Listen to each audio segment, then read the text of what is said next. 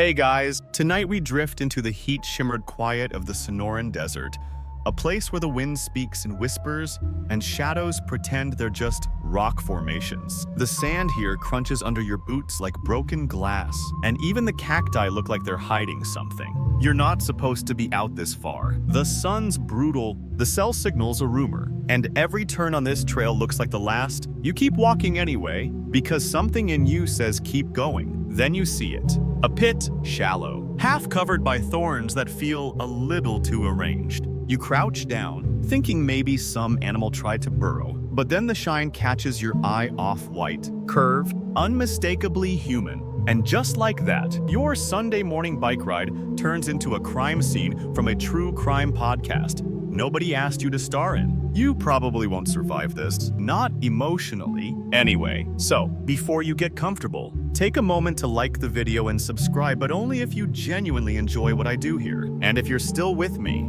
post your location and local time down below. I love seeing where you guys are tuning in from. Now, dim the lights, maybe turn on a fan for that soft background hum, and let's ease into tonight's journey together.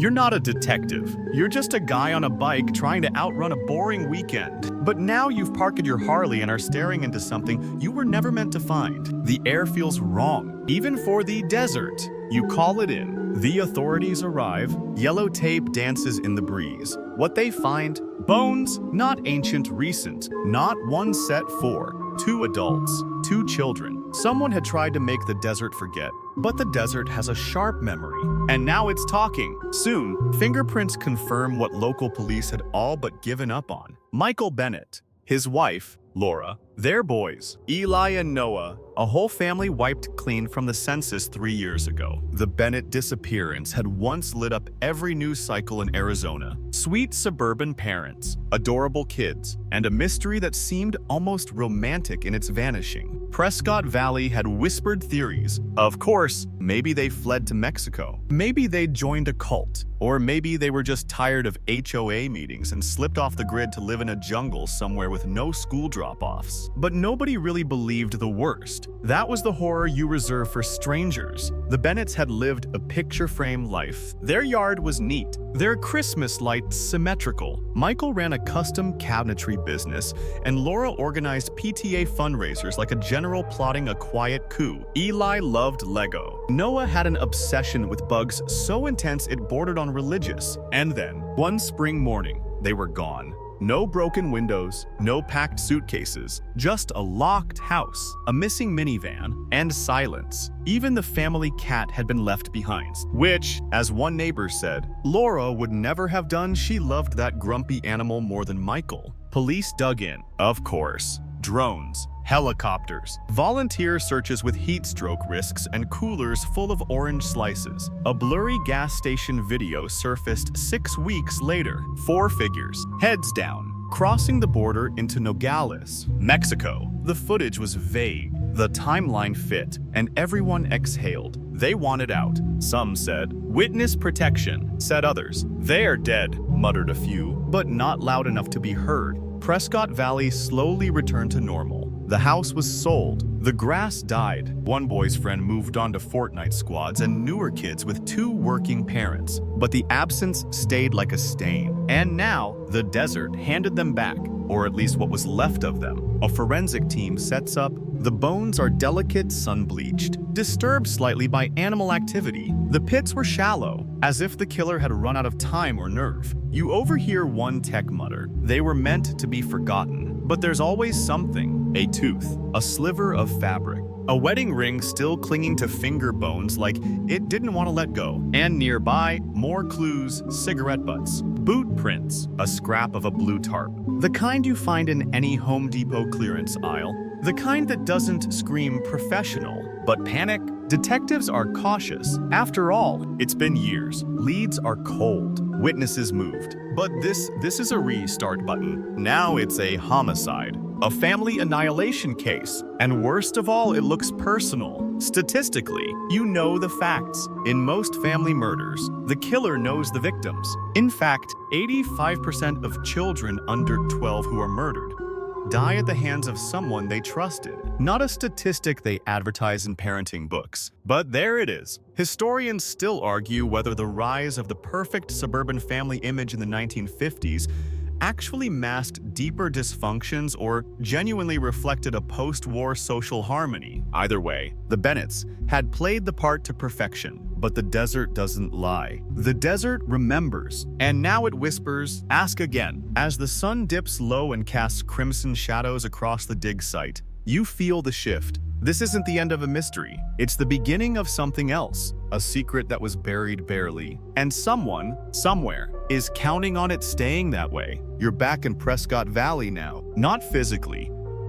Your feet are still planted somewhere between cactus roots and forensic tape, but memory pulls you there like gravity. It's 3 years earlier, and you're standing outside the Bennett house. The morning they vanished. The sprinklers are ticking away on the lawn. Inside, there's the smell of toast, a hint of Laura's perfume, and a sock left half-folded on the stairs. Just another Thursday. Michael Bennett is dressed for work, khakis pressed, polo tucked in with that suburban solemnity that says, "I'm the boss," but also fun. He's sipping black coffee and tapping away at emails on his phone. You can hear the familiar ding of payment alerts from his cabinetry business. He built the company from a 2-car garage into a 6-person operation with custom orders all over the county kitchen remodels, bookshelves, even the mayor's wine cabinet. Laura is moving through the morning chaos like a pro. She's packing 2 lunchboxes, one hand feeding Noah oatmeal, the other keeping Eli from sticking his finger into the cat's eye for the 3rd time. It's busy, but not tense.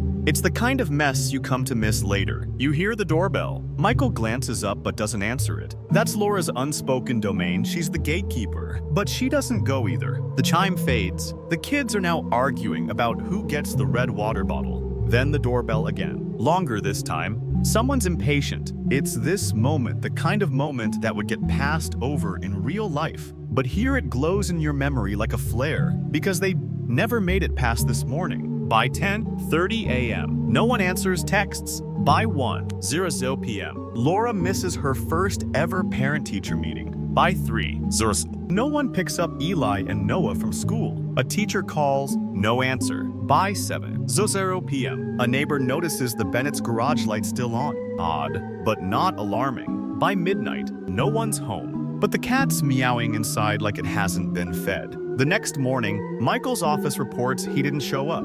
That's the moment the switch flips from probably nothing to what the hell. Police come. No signs of struggle, no blood, no forced entry. Just an empty house with a warm coffee pot and 2 backpacks that never made it into the minivan. The van's gone. So is every trace of the family. The first theory, they left voluntarily, maybe even with help. That's when the Nogales footage surfaces. A gas station clerk south of Tucson spots a family on a dusty security cam. Grainy. 4 people, 2 kids, crossing on foot. Border Patrol can't verify it, but they also can't rule it out. The footage makes headlines. People want to believe it. They're alive. They chose this. TV anchors speculate. Was Michael in trouble? Was he running from something? Did Laura know? Were they escaping debt? A stalker, a secret they never told anyone. The news cycle spins, then fades. Months pass. But here's the problem. Nothing fits. Michael had money, not flashy, but stable. No criminal record. Laura was deeply rooted in town volunteer groups, church choir,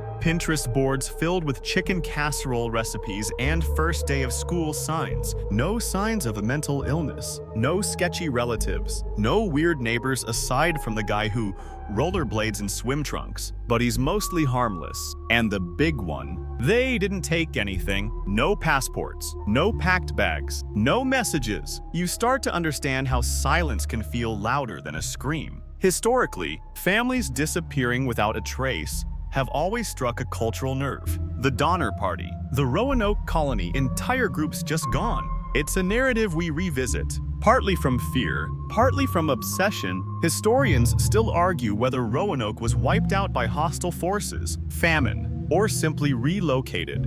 But what sticks is the absence. Just like the Bennetts, the school starts memorializing. Eli's name is added to the mural outside the 4th grade wing. A neighbor starts a Facebook group. someone organizes a vigil, and for a while, people drive past the Bennett house a little slower, glance up at the dark windows like they're trying to solve a puzzle without the box cover. But time softens things. The house gets sold. A new family moves in, and then, 3 years later, that biker takes a wrong turn. The gas station footage that once seemed so promising gets revisited, and now is just noise. The figures are clearly not the Bennetts. One of the kids limps. Noah never did. The adult woman is taller than Laura. It wasn't them. It never was. And now, every moment in that house, the cereal bowl, the doorbell, the forgotten sock feels heavier. They didn't run. They were taken. And no one knew. You're standing at the border now. Not really. Of course, you're still in bed, wrapped in a blanket, maybe sipping water from a tumbler you forgot to refill.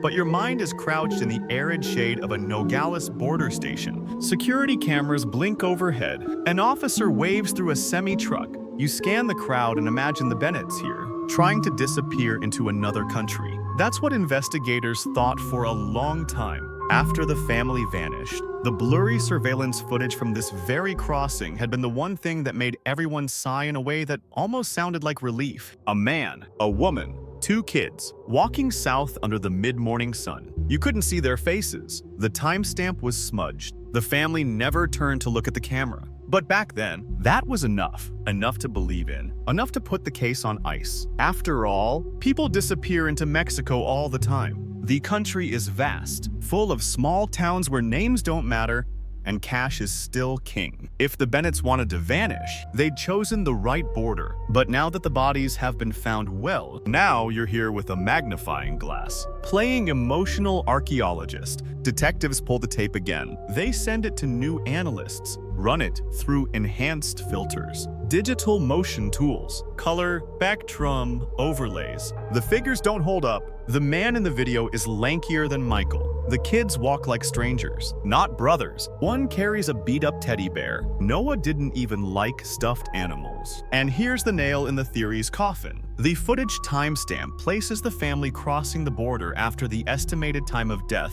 based on the remains someone else crossed. The Bennetts never made it to Nogales. Back to square one.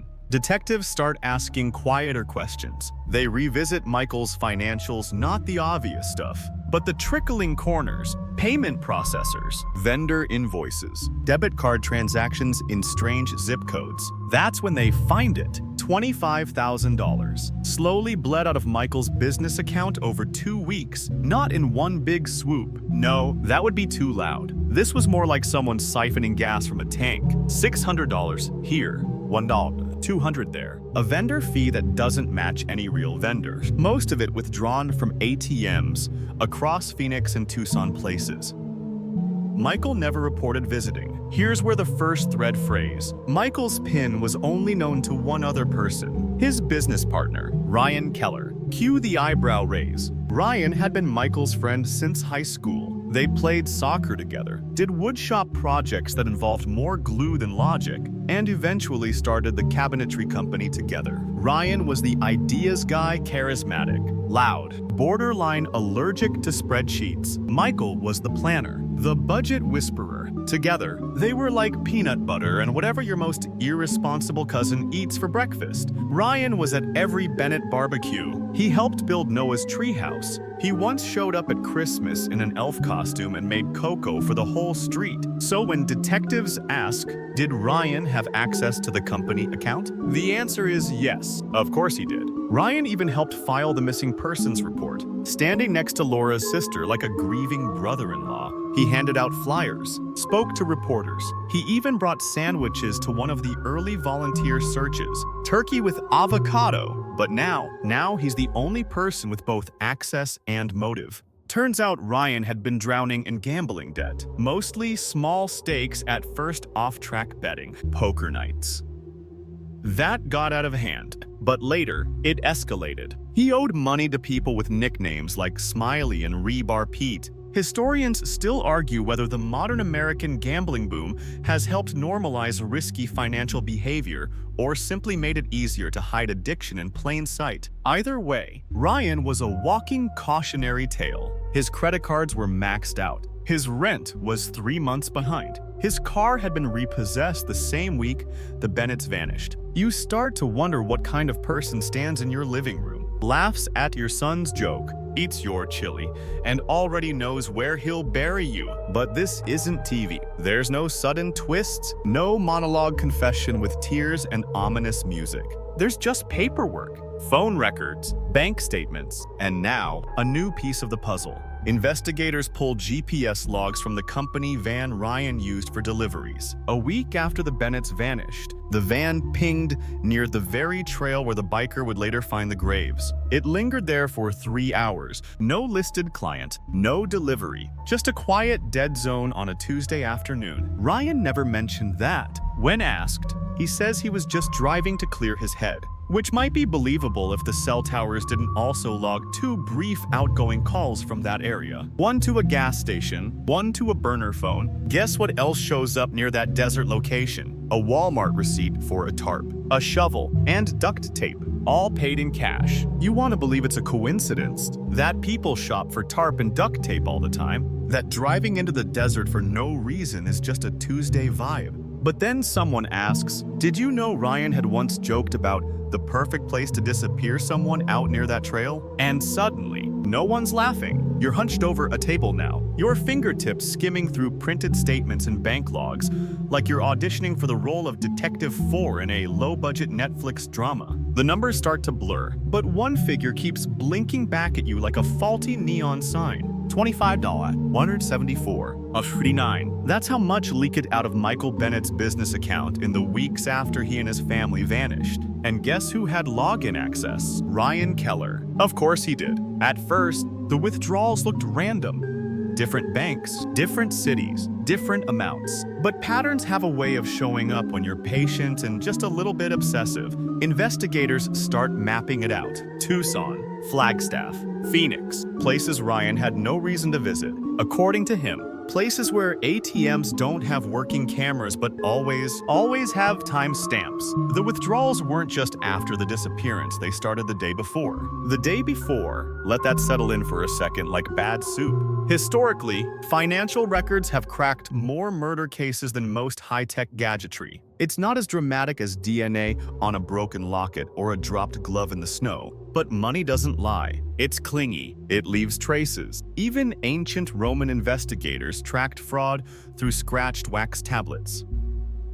One reason historians still argue whether Roman tax collectors were bureaucratic geniuses or just exceptionally sneaky. In Ryan's case, the money trail was more like a drunk goose waddling through wet cement, sloppy, but permanent. Detectives call in forensic accountants, the rock stars of spreadsheets and deduction. They find that the siphoned money always came in pairs. One withdrawal at an ATM, the other at a nearby convenience store or casino. One transaction stood out, $800 withdrawn from a sketchy ATM in Phoenix, followed by a debit card swipe at a bar on the outskirts of town called, wait for it, the Velvet Dice, a not-so-glamorous gambling den known for its poker tournaments and unpaid electric bill. According to the bartender, Ryan had been there that night, wearing a baseball cap pulled low and nursing whiskey like it owed him rent. He told someone at the bar he was celebrating a win. No one remembers what, just that he was loud, tipped badly, laughed too hard. 2 nights later, he was back again, this time quiet, paranoid. He left early. Meanwhile, back in Prescott Valley, Michael's family had been missing for nearly a week. Laura's sister was organizing volunteers. Church friends were setting up a meal train. And Ryan, he was busy draining his best friend's bank account in between rounds of Texas Hold'em. And still he hadn't been arrested. Because here's the annoying truth. Suspicion is not the same as proof. Police needed more, not just suspicious transactions or sketchy road trips. They needed Ryan's presence near that desert grave, and they got it thanks to the one thing no gambler can outrun: cell phone records. Ryan, like all of us, had a phone that quietly tattled every moment of his day. Tower pings, GPS pings, background app, refresh. Even idle Spotify scrolls at the wrong moment. His phone had been near the burial site. Twice. Once the day after the Bennetts vanished, once again a week later. Both times, it lingered. moved in slow loops. At one point, it stayed still for nearly 2 hours. That's not driving to clear your head. That's digging. There's a fringe theory that modern digital devices will one day replace memory entirely, creating a future where every move, every thought, every mistake is trackable in 4K. Historians of the future may not study ancient pottery, but phone logs and browser tabs. Grim, but oddly believable. In Ryan's case, it wasn't just location data. His phone had auto-connected to the company van's Bluetooth system during the drive, placing both him and the van in the exact GPS dead zone where the biker found the bones. Ryan, of course, claimed he'd loaned the van to a friend that day. Detectives asked, "Which friend?" He paused. "A guy named, Jeremy. Jeremy, who? Just Jeremy. I don't know his last name. We met at a gas station once." It gets worse. Security footage from a Walmart just off Route 77, about 30 miles from the desert burial site, shows Ryan walking into the store late at night, hoodie up, sunglasses on, indoors. Always a classy touch. He purchases one large blue tarp, a 4-pack of duct tape, gardening gloves, 2 jugs of water, a shovel, paid in cash. No loyalty card, but the timestamp matches his phone's GPS ping. You know, in case the whole shovel plus tarp combo wasn't already damning enough. Still, there's no actual video of the burial, no shovel with his name engraved on it, no confession. So the case is building, brick by silent brick. And then it happens. The van, Ryan had claimed it was stolen shortly after the Bennetts vanished. He even filed a police report, but a mechanic in Tempe had a different memory. He remembered a guy named Ryan showing up with a van that smelled like gasoline and wet carpet. He'd replaced a tire and patched a cracked taillight. The mechanic, bless his greasy soul, had kept the receipt with Ryan's signature. So now police had the van's location. They track it down abandoned in a storage lot, tucked between a broken down RV and an old popcorn truck. Inside, not much. A few tools, some business flyers, and in the back, a single human hair. DNA analysis confirmed it belonged to Laura Bennett. Ryan had never mentioned she'd been in the van. In fact, he claimed she'd never set foot in it. Oops. The case hadn't broken open with a scream or a call from a neighbor who just had a feeling. It broke because Ryan couldn't keep his hands off an ATM keypad and left a hair in the back of a van he swore he never touched. And somewhere, in the middle of all this, you realize this wasn't a brilliant scheme. It was an amateur cover-up by someone who thought loyalty was leverage. You're standing now not physically, but somewhere in your imagination between 2 rows of custom oak cabinets, polished to a warm sheen, breathing in the faint scent of sawdust and lemon oil. You're in the Bennett and Keller workshop, back when it still hummed with machines and ambition. This is where Michael and Ryan built their business. From the outside,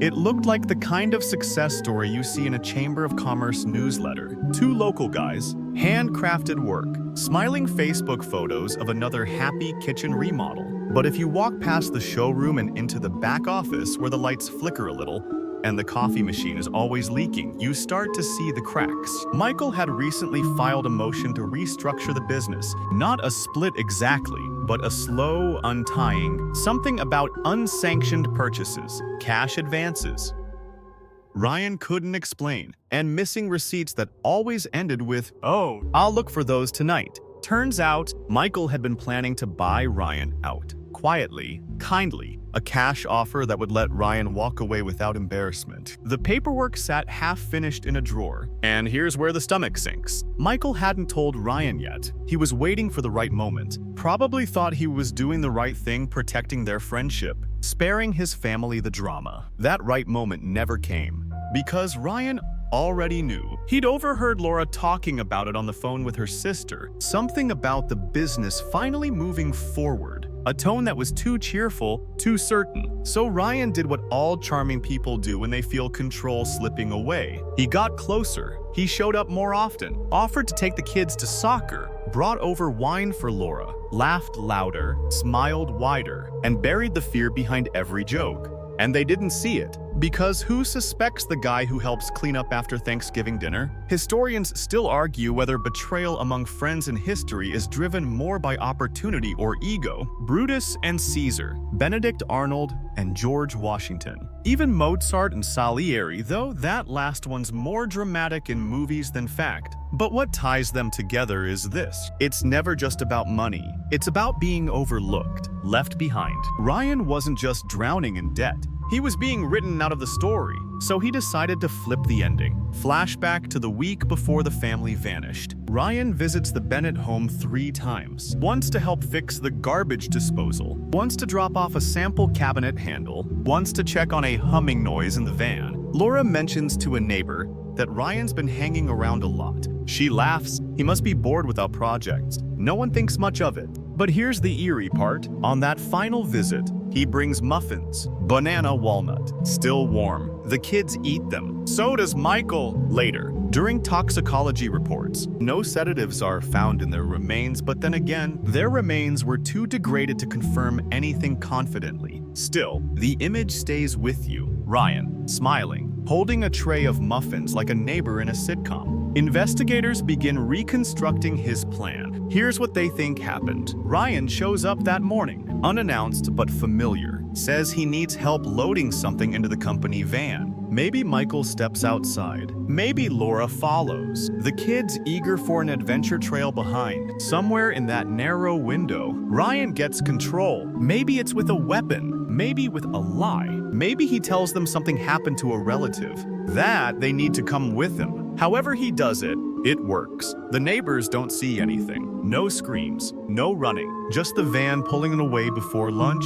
That's how it begins. And here's what makes it worse. On the company calendar, a note appears that day in Michael's handwriting. Lunch with Ryan, 11:30. He was expecting him. He trusted him, and that trust was weaponized. The phrase family annihilation gets thrown around in forensic circles. Usually, it refers to a parent killing their spouse and children. But in this case, it's different. It's not familial guilt or mental illness. It's greed. Calculated. Cold. Ryan didn't kill the Bennetts because he hated them. He killed them because they trusted him, and he thought that trust made them easier to control. He didn't want to destroy the family. He wanted to erase them as an obstacle. There's a difference, and it's somehow more terrifying because it means the danger wasn't a shadowy figure in the dark, but someone smiling in the morning sun. You're in the Bennett backyard now, replaying a memory that isn't yours but might as well be. The sun is setting. Kids are squealing somewhere behind the bushes, and the scent of grilled chicken drifts through the air like a promise. Michael's manning the barbecue. Laura's setting out paper plates with blue checkered borders. Ryan's there too, holding a beer, laughing at something Eli says, his arm casually draped across the back of a patio chair. It's a perfect evening. It always was. You think about how many times Ryan stood right here eating their food, petting their dog, helping Noah build that shaky wooden spaceship for the school fair. You think about how easy it is to let someone in just because they have always been there. That's the horror, right? He didn't kick in a door or crawl through a window. He didn't stalk them from shadows. He was already inside. There's a historical comfort in thinking betrayal comes from the outside, from armies, from bandits, from ominous cloaked strangers. But more often than not, it's the friend who stays late after dinner, the one who knows where the spare key is. Historians still argue whether the fall of Troy happened because of brute force or betrayal by someone inside the walls. Either way, the end was the same. And the Bennetts had their own wooden horse. Ryan wasn't clever. He was close. And that was enough. In the weeks before the disappearance, Laura had confided in a friend that Ryan seemed nervous lately. He asked more questions than usual. He had stopped making jokes about the business and started making jokes about needing a fresh start or disappearing for a while. She laughed them off. You always do, until you can't. Michael had told someone he was going to talk to Ryan about the future. That's how he put it. A gentle phrase, like a parent planning to give a teen a curfew. He didn't know he was the one being planned for, and the neighborhood, oblivious. They saw Ryan's truck in the driveway and waved. One neighbor even brought him a pie after the family vanished, saying, "You must be devastated." He thanked her. It wasn't an act. He was devastated. but not for the reasons anyone thought. He had crossed a line and could never go back. You imagine the moment he realized it, maybe after the burial, when the adrenaline wore off and the silence came back, maybe when he drove away from the shallow graves, sweat still clinging to his collarbone, hands shaking just slightly on the wheel. Maybe it hit him when he got home and saw one of Eli's drawings stuck to his fridge from an earlier visit. Bright orange scribbles that looked like a dragon in sunglasses. He left it there. He told detectives later, "I liked the kid. It wasn't personal," he said, "but it always is." Quirky fact time. In medieval Europe, trust was sometimes legally bound by a ritual called a hand fasting, where two parties literally tied their hands together during verbal agreements. The idea was that if you trusted someone enough to stand bound beside them, the deal would hold. Michael and Ryan, they didn't need rope. They had years, and yet here you are, unraveling the ties Ryan cut himself. Every memory, every favor, every moment that led the Bennetts to believe, without question, that if Ryan showed up at the door, they were safe. Flashback again 2 weeks before the disappearance. Laura posted a family photo on Facebook. It's one of those warm, blurry evening shots. Michael is squinting into the sun. Eli's holding up a lizard, and Noah's mid-blink. The caption reads, "So grateful for this little tribe." Even on the crazy days, Ryan liked the post, added a heart emoji. He commented, "Best fam, I know. You feel that chill." Because now, you know what that comment really means. And it's not affection, it's camouflage. When the Bennetts went missing, Ryan didn't hide. He grieved loudly. He stood in their living room and hugged Laura's sister. He organized a Help Find the Bennetts Facebook page. He even passed out flyers at the town park, wearing a t-shirt with their photos on it. People called him brave. Police called him cooperative. He gave an interview to a local reporter, said he was crushed, that he missed the boys every day. He looked right into the camera and said, "If anyone knows anything, please come forward." And he meant it. He meant if anyone but him knew something, he wanted to know about it. Psychologists call this a mask of normalcy, a kind of emotional camouflage used by people who commit unspeakable acts but blend in perfectly. They're often more composed than the genuinely grieving. Ryan wasn't nervous, he was polished, because he thought he'd gotten away with it. And for a while, he had. You picture that patio scene again, burgers sizzling, laughter rising, Ryan grinning with a beer in hand, and you realize that smile wasn't just friendly, it was rehearsal. You're looking at numbers again, but this time, not in a spreadsheet. You're sitting in the back of a police briefing room with whiteboards, half-erased diagrams, and a stale pot of coffee that probably predates the case. One detective taps a red marker against the board. It's all math now. The timeline, the mileage, the missing minutes, the financial leaks, the digital traces, and through it all, one name, Ryan Keller, bobbing to the surface over and over like a stubborn cork in a muddy pond. Let's walk through it. Michael's last known location, home, 9:22 a.m. A smart doorbell caught him picking up a package.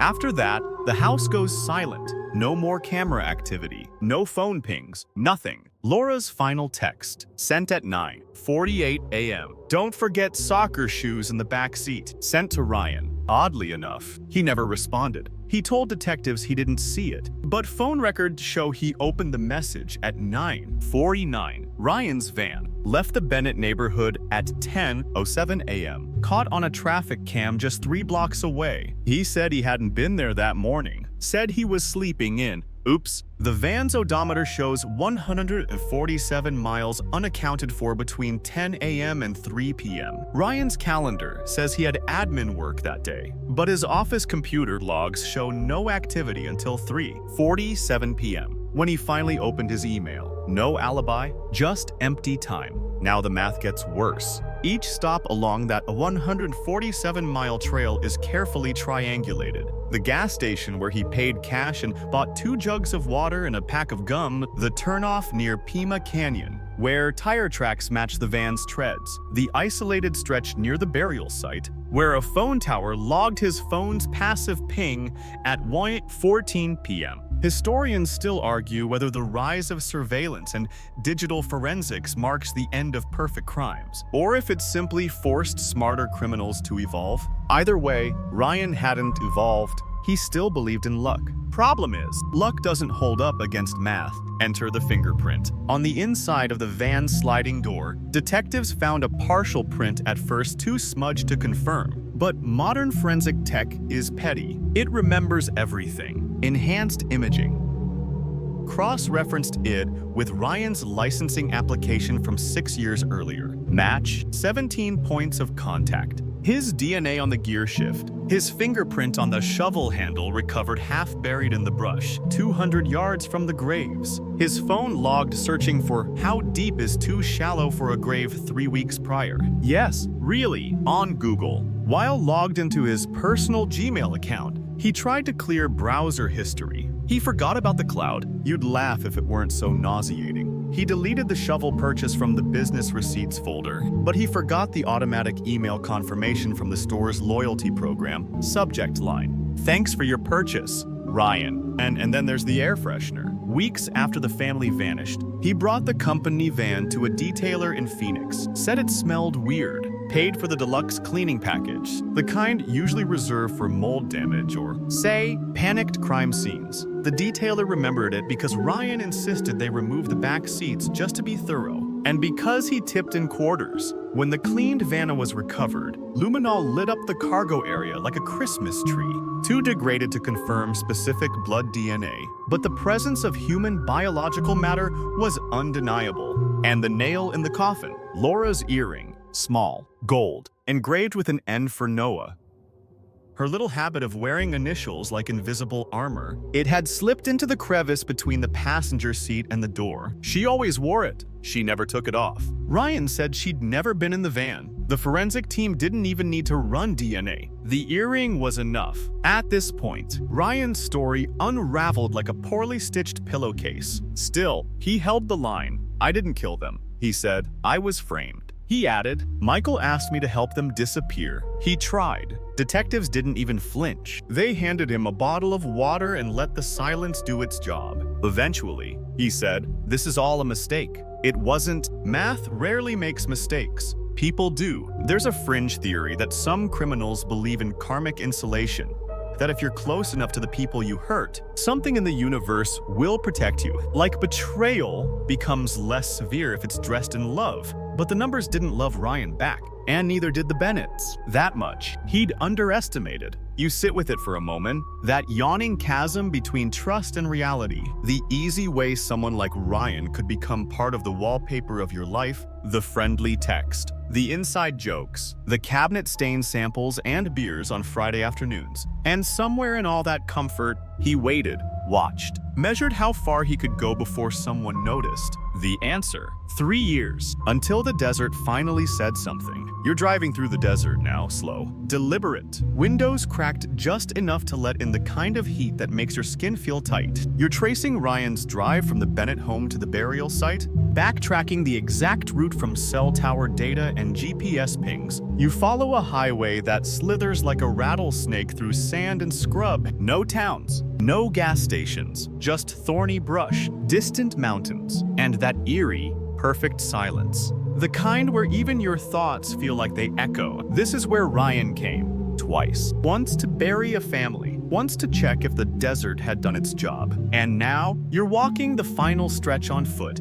through brittle mesquite trees and ocotillo, the same landscape that almost hid 4 lives forever. But the desert has a memory, and you're standing in it. Let's rewind again, just slightly. The Bennett family's remains were discovered by pure accident by a biker who took a wrong turn, noticed a sun-bleached scrap of clothing caught on a branch, and stopped. He thought it might be trash, old rags. But as he nudged the pile with his boot, something clattered, a jawbone. Within hours, the site was crawling with law enforcement and forensic anthropologists. The graves were shallow, not even 2 feet deep. Ryan hadn't used cement, hadn't lined the pits. He was counting on the sun and wind to erase everything. But the soil out here is stubborn, dry-packed. When you dig into it, it remembers. And now, the forensics team is remembering it with tools and scalpels and patience. They find the bodies curled inward, as if in fetal positions, a detail that speaks volumes. The boys were laid side by side, Michael and Laura in the adjacent pit, arms stiff, faces turned away from each other. They weren't buried, they were discarded. Nearby, they find 2 cigarette butts with partial DNA, Ryan's brand, his DNA, and they find something else, a piece of twine, the same brand used in the Bennett's garage, previously thought missing from a storage bin. You start to feel the edges close in, the timing, the location, the materials, the planning or lack thereof. Ryan had thought this place would be enough. Hidden, silent, forgotten. He didn't realize how loud a place becomes once you know where to listen. Back at the lab, the techs continue their work. The autopsies are challenging. The remains are too degraded for exact cause of death. No bullet fragments, no blunt trauma marks that survive decay. But one clue persists. The presence of sedatives in trace amounts within the bone marrow, particularly in the children. Historians still argue whether early forensic science began in 13th century China or 19th century Europe. But everyone agrees on this. The bones don't lie. Not now, not ever. Ryan's digital footprint was one thing, but this, the biology, was another. The traces of tranquilizers matched over-the-counter sleep aids, benign. In small doses, fatal if administered carelessly, which leads to a haunting thought. Were the children asleep when it happened? Did they ever know? Or did Ryan make them cookies and cocoa and wait for the yawns to settle in? It's worse than imagining them scared, because imagining them unaware makes the betrayal even deeper. You pause here, the kind of pause you don't fill with music or ads or clever transitions, just a quiet breath, because in this moment, the story doesn't want to move forward,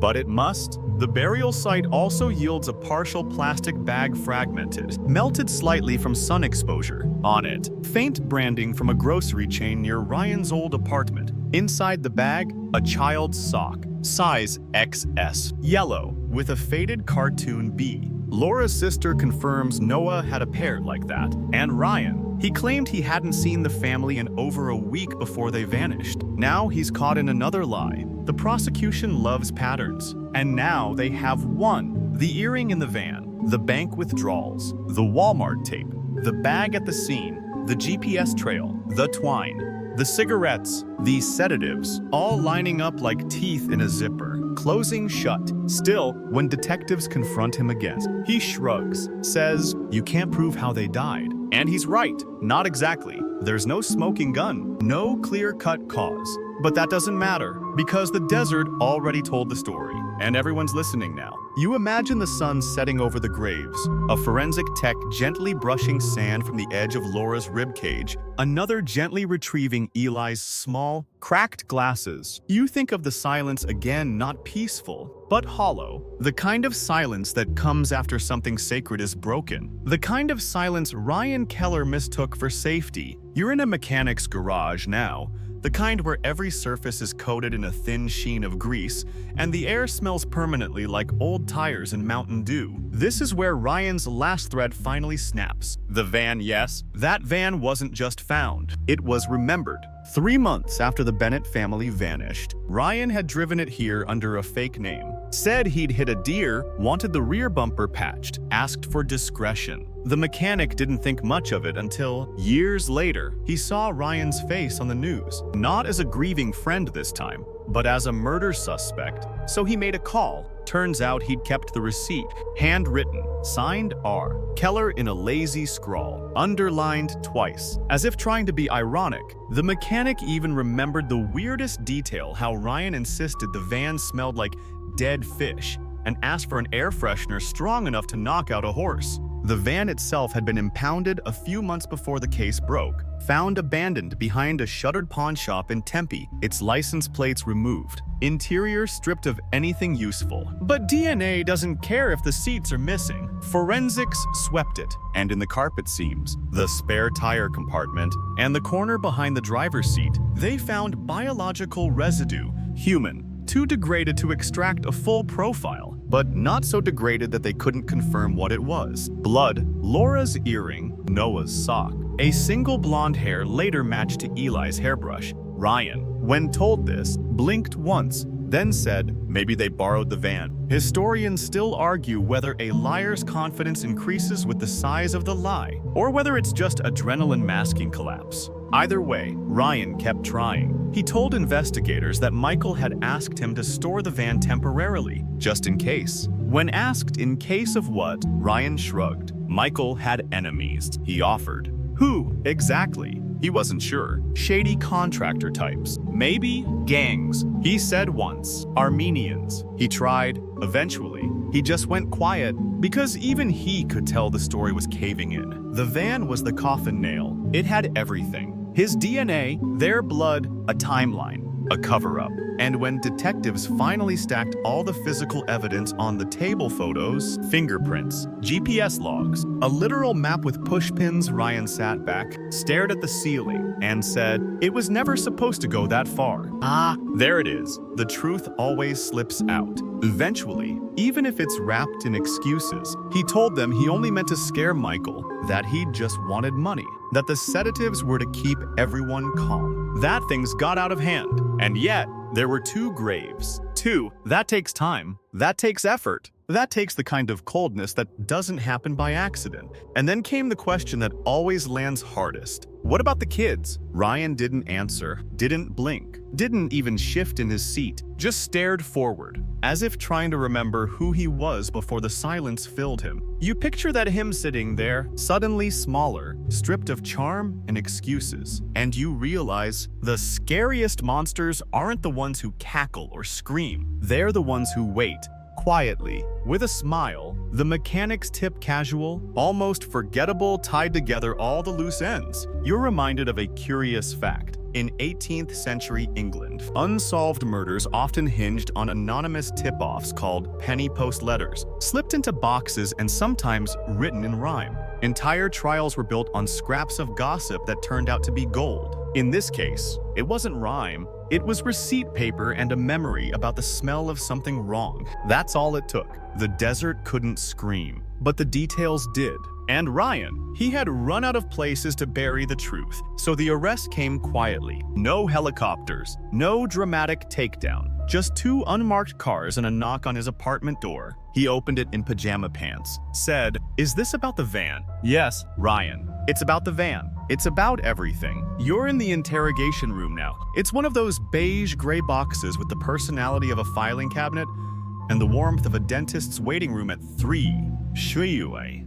1 table, 2 chairs, a ceiling fan that buzzes like a bug trapped in fluorescent light. Ryan sits across from you. He's wearing a hoodie navy, frayed at the sleeves. His hands are folded on the table like a kid waiting for a pop quiz. He looks normal. That's the first unnerving thing. Not wild-eyed, not panicked, just tired, or pretending to be. And when the detective enters and lays the folder down thick, overstuffed, spine straining, it barely makes a sound. Ryan flinches anyway, because he knows what's in it. Everything. They start slow. "Tell us about the last time you saw the Bennetts." His answer is practiced. "A few days before they left, I stopped by to talk to Michael about some invoices. Laura made coffee." He smiles faintly, like he thinks that adds credibility. "And the kids, watching cartoons. Something with talking animals. I said hi, but they weren't really paying attention." The detective nods. "Ryan, we've got your GPS placing you near the burial site." Silence. Twice. A beat. "I go hiking sometimes. In the company van." Another pause. Longer this time. "It was borrowed." "By who?" "Friend. I told you Jeremy." "What's Jeremy's last name again?" Ryan leans back, runs a hand through his hair. "I don't know. I didn't ask." You can almost hear the trap snap shut. Detectives don't yell. They don't throw chairs. They just keep pressing with the dull precision of a stone grinding against bone. They show him the receipt from the mechanic, the Walmart footage, the earring, the sock, the shovel, the twine, the phone pings, the sedative traces, the fingerprint. And still, Ryan clings to the story like it's a life raft in a storm of logic. He didn't kill anyone, he insists. He was helping. Michael came to him, scared, said the family was in danger, said they had to disappear. Ryan just helped them vanish. How'd the blood get in the van? Ryan doesn't answer. How'd Laura's earring end up there? He shrugs. Why does the burial site match the location your phone visited for over 2 hours? Silence. This is the part where most people crack. But Ryan, he's not most people. He thinks silence is safer than a lie. But silence is a lie, and the room knows it. There's a quirky, grim detail that floats up here. In medieval France, suspected murderers were sometimes forced to hold hot iron. If they were burned, they were guilty. If they weren't, divine forces had declared them innocent. Ryan's holding metaphorical iron now, and it's scorching his credibility. But he still doesn't confess, because he doesn't believe he's a villain. Not really. That's the twist. He believes it got out of hand. He believes they pushed him, that it wasn't premeditated, that he didn't mean to hurt the kids. He believes the version where he's still human, but the detectives aren't listening to his belief system. They're listening to the facts, the cold ones, the kind that get typed out in reports and filed in manila folders with red tabs marked homicide. You're watching him unravel not spectacularly, but quietly, like a frayed cord on an old lamp, sparks popping in brief, failing attempts to shine. And finally, after hours, he speaks. He says, I didn't want to do it. Not, I didn't do it. Not, it didn't happen. Just that, and it's not a confession, legally. But morally, it's the closest thing he'll give. The detective writes it down anyway. You'd think the room would get louder here, that someone would shout or throw a chair back or slam a fist on the table. But no, it just gets quieter. Because even monsters whisper. Ryan is booked on 4 counts of first-degree murder, denied bail. He's placed in isolation for his own safety, though nobody really says from whom. The news spreads within hours. Local man charged in family's disappearance. Bennett. Family homicide case breaks wide open. Trust betrayed. The face behind the smile. Neighbors blink at their screens. Some cry, some shake their heads in disbelief. A few say they always had a weird feeling about him, though none ever said so out loud before. Laura's sister releases a short statement. We are grateful for closure. We are devastated beyond words. We ask for privacy as we remember 4 people who meant everything and deserved so much more. Ryan says nothing. His lawyer gives the usual press boilerplate. We will be contesting the charges and believe the truth will come to light. But you already know the truth. It's buried in the dirt, traced in the pixels, outlined in the silence between every lie, and in the quiet of the interrogation room. Ryan finally understands. They found him. You're walking backward now through timelines, receipts, blood trails, and broken trust until you hit the part everyone avoids. The how, the when, the what really happened. You try not to picture it, but the mind fills in what the facts won't say aloud. You line up the last known moments of the Bennett's lives, like snapshots from a security camera that doesn't exist. It's morning. Michael opens the door for Ryan. The boys are in pajamas. Laura's still got her coffee. Ryan steps in with that easy, familiar confidence. He's smiling. He's holding something, maybe muffins, maybe nothing at all. And then it changes. You don't know how fast. Maybe he waited for the right moment. Maybe he'd rehearsed every step. Maybe he hadn't. But what you do know is this. He brought rope. He brought sedatives. He had a tarp in the van, which means whatever story he was telling himself, the outcome had already been decided. Detectives believe the sedatives came first, mixed into food or drinks. Most likely, it would have slowed them down, made it easier. The kids, they think, fell asleep, maybe even tucked into the van on a pillow. Maybe they didn't even know. Maybe that's the only mercy here. But Michael and Laura,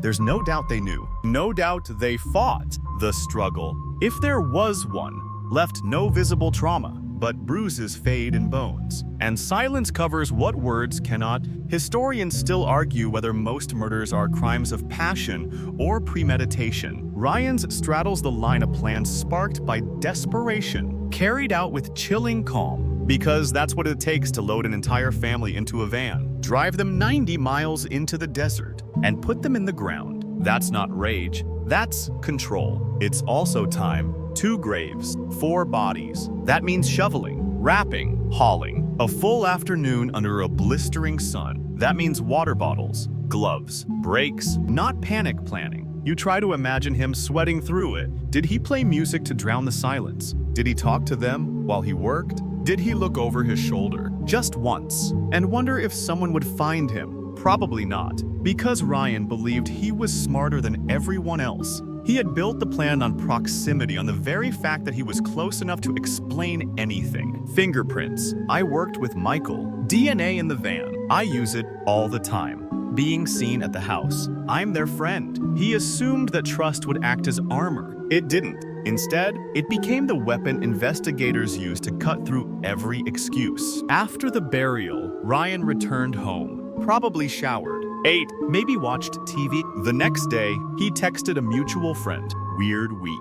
Everything feels off." 2 days later, he joined a missing persons search group on Facebook. He even posted in it, praying for a miracle. If anyone sees anything, please say something. The post got 88 likes, 34 comments. One shared photo of Eli in his Halloween astronaut costume. People were grieving. Ryan was networking. Back in the present, detectives have reconstructed the whole timeline. They know the last verified digital activity from Michael's phone was a weather app opened at 9:36 a.m. Laura's final known movement was a message sent at 9:48 a.m. The van was spotted on the highway at 10:07 a.m. The first GPS ping in the desert, 12:14 p.m. The last, 2:43 p.m. After that, Ryan's phone went dark, deliberately switched off. It turned back on near a car wash in Tucson at 4:19 p.m. By 6:00 p.m., he was home. By 8:00 p.m., he was calling Laura's sister, asking if she'd heard from them. By midnight, he was suggesting maybe they just left. Things have been stressful, right? All said with the calm of someone who's already cleaned the mess. You sit with that timeline. You hold it in your mind like a list of ingredients in a recipe for erasure. And then you realize something else. Ryan didn't just try to bury a family. He tried to bury a history. He thought if he could erase them, the narrative would be his to write. But narratives don't die with people. They stay alive in phone pings, in tire treads, in forgotten socks and fingerprints on van doors, in neighbors who remember, in sisters who don't stop asking, in deserts that don't forget, and in the final reckoning. It all came back not in a dramatic twist, but in a quiet line of evidence that grew too sharp to ignore. So when you ask what really happened, the answer is exactly what he planned, and exactly what he thought he could walk away from. You're back in Prescott Valley now, not the version from 3 years ago with block parties and sprinkler soundtracks, but the current one, where the air feels heavier and neighbors watch each other a little too long before waving. Because the Bennetts didn't just disappear, they left a crater. And in small towns like this, craters don't stay empty. They fill with whispers. At first, it was shock. A stunned kind of silence that wrapped itself around church pews, PTA meetings, and checkout lines at the Safeway. No one knew what to say. Then came the details, one by one. The bodies had been found. Ryan had been arrested. There were receipts, footage, DNA. Suddenly, the gossip had scaffolding. People who once hosted Ryan for poker nights now deleted him from Facebook.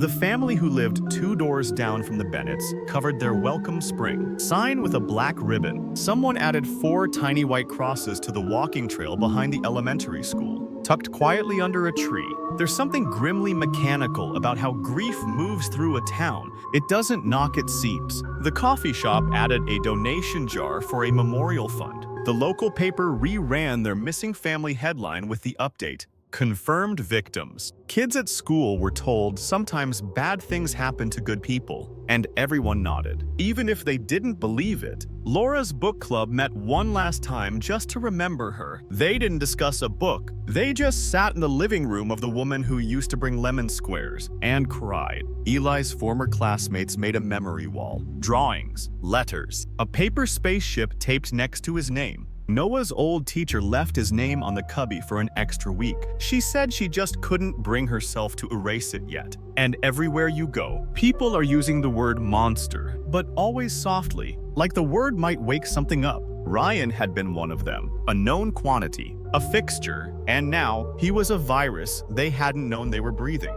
People recalled details with sudden clarity. Remember how he always showed up too early? He never blinked much when he talked. He was always borrowing things, tools, lawn chairs, time. It's human nature to rewrite memory once the ending is revealed. Historians still argue whether public memory helps heal communities after trauma, or just creates convenient villains for difficult truths. In Ryan's case, the town decided quickly he was not one of them. Not anymore. The Bennett house, long since sold, stood quiet. The current owners placed candles in the window. 4. No explanation needed. A mural went up in the playground where Eli used to climb the fireman pole upside down. It showed 2 children reaching toward the stars, each with a constellation trail spelling out their names. Michael's old shop closed permanently. His business partner, once the face of the operation, had become its final ghost. And as for Laura, her sister stepped in to finish a fundraiser she had started for a local animal shelter, donated every dollar in their name. Then she deleted Laura's Pinterest account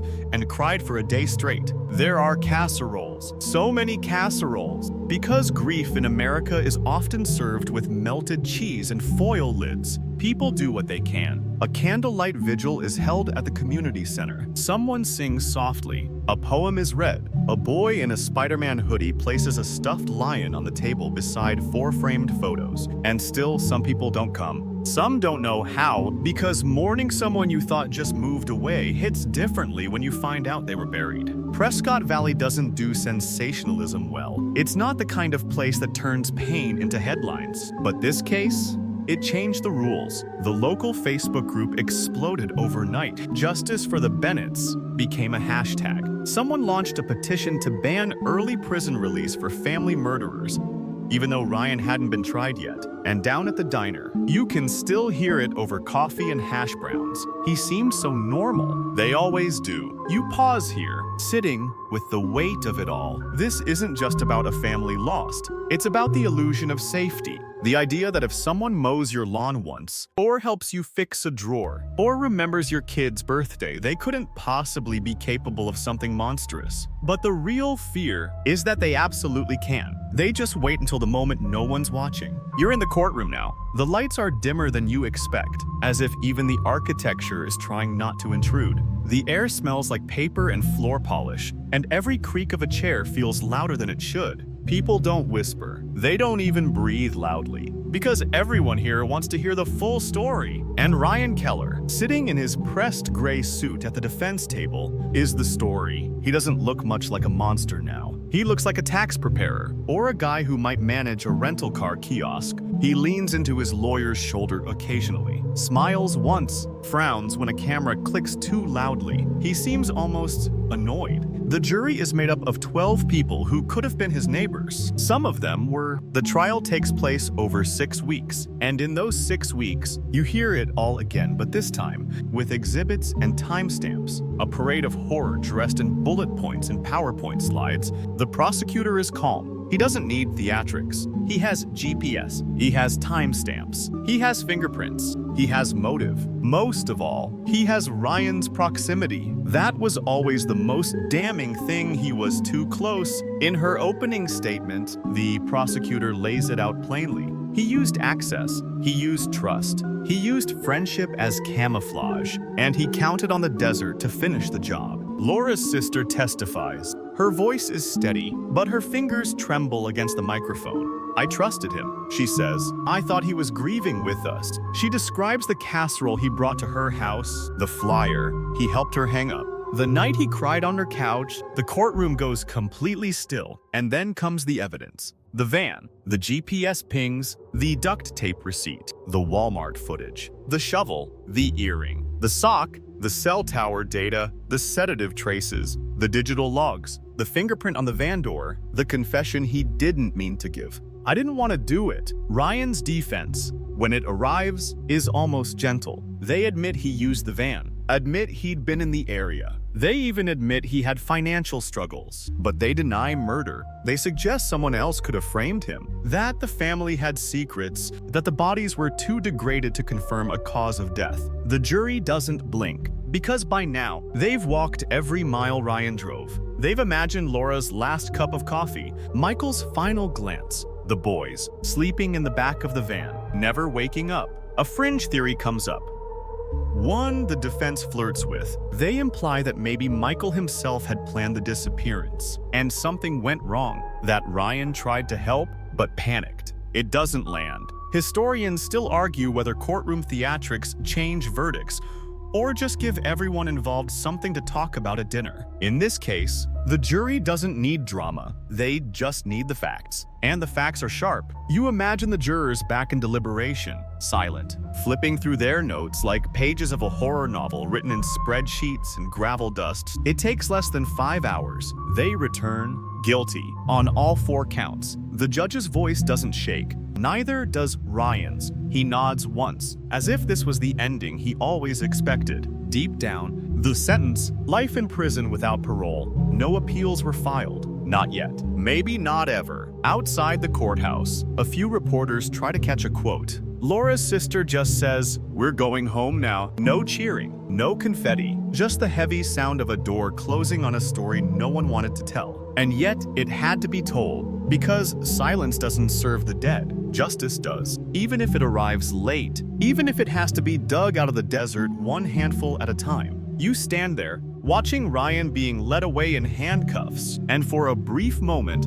you feel almost nothing. Because this was never about punishment, it was about truth. And the truth finally has a name. You're walking through the desert again. Not as a detective, not as a witness, not as Ryan Keller. Just you quiet, observing. The trail is faint now, half covered by time.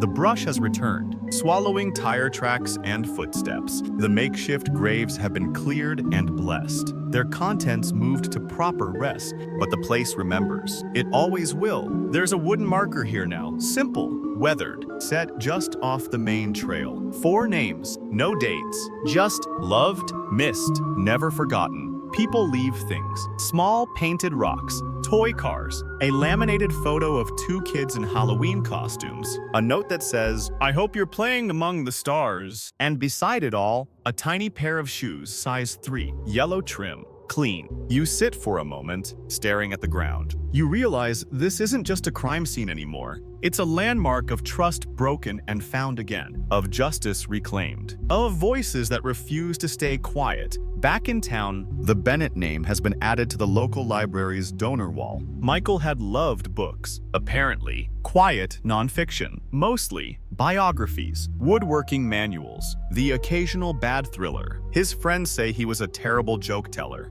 but a great listener. Laura's old friend started a scholarship in her name for students going into social work. She helped people just by being around, the friend said. We figured she'd still want to do that. Eli's classmates planted a tree. It's small, still leaning a little, but it's growing. Noah's favorite book, The Very Quiet Cricket, was re-added to the school's reading rotation with a note inside the cover, in honor of a boy who loved bugs more than anything. You feel the ache in all of this, the strange way memory anchors itself in objects, in gestures, in repetition. There's a quirky fact that floats to mind now. In ancient Egyptian burial practices, families often left food, letters, even jokes written on pottery beside the dead, not out of superstition, but love. They believed the dead needed reminders of life, needed warmth, humor, continuity. So maybe these toys and drawings and vigil candles are our version of that. Our way of saying, you're still part of us, even if you're not here. Historians still argue whether justice can ever truly balance a scale after something like this. Some say yes. Some say it's only symbolic. Some say closure is a myth, sold in paperback form to help us sleep better. But you don't need a textbook to know this. The Bennetts didn't vanish. They were taken and they were found. And even though Ryan tried to erase them, their presence is louder now than it ever was in life. Not because of tragedy, but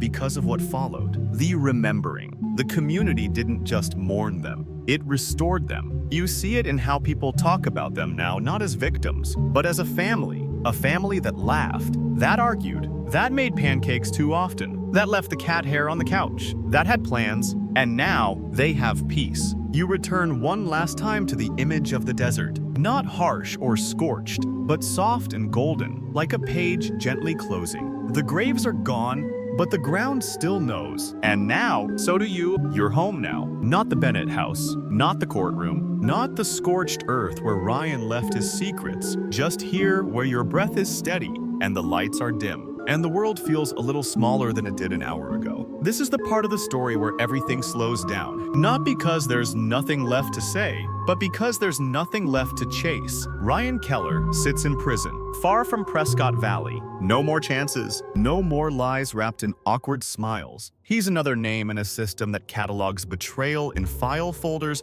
and state-issued numbers. He doesn't speak much these days. According to a corrections officer who posted anonymously online, keeps to himself, doesn't cause trouble. Sometimes just sits and stares out the tiny window, not looking at anything in particular. People always want to know why. Why kill people who trusted you? Why risk everything for money you could never truly spend? Why destroy a family?